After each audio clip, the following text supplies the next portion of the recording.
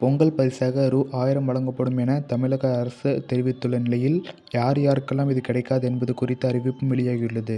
ஒவ்வொரு ஆண்டும் குடும்ப அட்டைதாரர்களுக்கு பொங்கல் பரிசு தொகுப்பு வழங்கப்பட்டு வருகிறது. அதன் தொடர்ச்சியாக இந்த ஆண்டும் ரூ.238 கோடி செலவில் தமிழகத்தில் ரூ.2.19 கோடி குடும்ப அட்டைதாரர்களுக்கு பொங்கல் பரிசு தொகுப்பு வழங்கப்பட உள்ளது.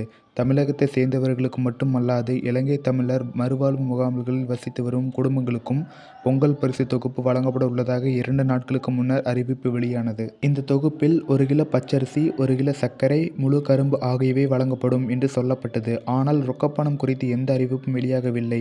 பொங்கல் பண்டிகை வரும் 15ஆம் தேதி கொண்டாடப்பட உள்ள நிலையில், ரொக்க குறித்து எந்த அறிவிப்பும் வெளியாகாதது பெரும் ஏமாற்றத்தை ஏற்படுத்தியது. இதற்கு சில காரணங்களும் முன்வைக்கப்பட்டன. அதாவது, கடந்த டிசம்பரில் வட தமிழகத்தில் ஊற்றி கடந்து சென்ற மிக்ஜாம் புயல் காரணமாக சென்னை, திருவள்ளூர், செங்கல்பட்டு மற்றும் காஞ்சிபுரம் மாவட்டங்கள் கடுமையாக பாதிக்கப்பட்டன. உயிரிழப்புகள் பெரிய அளவில் இல்லை என்றாலும், பொருள் இழப்புகள் கடும் தாக்கத்தை ஏற்படுத்தின. குறிப்பாக வடசென்னையின் எண்ணூர் பகுதியில் வெள்ளத்தோடு சேர்ந்து கச்சா எண்ணெய் கழிவு வெளியேறியதால் மக்கள் பெரும் பாதிப்புகளை எதிர்கொண்டனர். இந்த பாதிப்பிலிருந்து அவர்கள் இன்னும் முழுமையாக மீளவில்லை.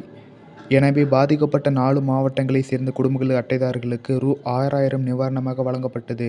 எண்ணூர் மக்களுக்கு கூடுதல் நிவாரணம் தொகை வழங்கப்பட்டது. அதேபோல, இந்த புயல் பாதிப்பு சலசலப்பு ஓய்வதற்குள் தென் தமிழகத்தில் கடுமையான மழை வெள்ளம் தாக்கியது. ஓராண்டில் பெய்ய வேண்டிய மழை ஒரே நாளில் பெய்ததால் திருநெல்வேலி, தூத்துக்குடி, தென்காசி மற்றும் கன்னியாகுமரி பெரும் பாதிப்புகளை எதிர்கொண்டன. எனவே, இந்த மாவட்டத்தை சேர்ந்த மக்களுக்கும் ரூ.6000 நிவாரணமாக வழங்கப்பட்டது. இப்படியாக ஏராளமான நிதி வழங்கப்பட்டதால் நிதி நிலைமை சிக்கல்களை எதிர்கொண்டுள்ளது. எனவேதான் இந்த முறை பொங்கலுக்கு ரொக்கம் வழங்கப்படவில்லை என்று பேச்சு அடிபட்டது. மட்டுமல்லாது, தமிழக அரசின் கடன் சுமையும் அதிகரித்து வருவதாக தகவல்கள் வெளியாகின. இந்த நிலையில்தான் சலசலப்புகளுக்கு முற்றுப்புள்ளி வைக்கும் விதமாக குடும்ப அட்டைதாரர்களுக்கும் பச்சரிசி, வெல்லம், முழு கரும்புடன் ரூ.1000 பரிசு தொகையும் வழங்கப்படும் என்று தமிழக அரசு நேரடியாக அறிவித்திருக்கிறது. ஆனால், இந்த தொகை அனைவருக்கும் கிடைக்காது என்பது கவனத்தில் கொள்ள வேண்டும். அதாவது, அரிசி ரேஷன் கார்டு வைத்திருப்பவர்களுக்கு மட்டுமே பெற முடியும்.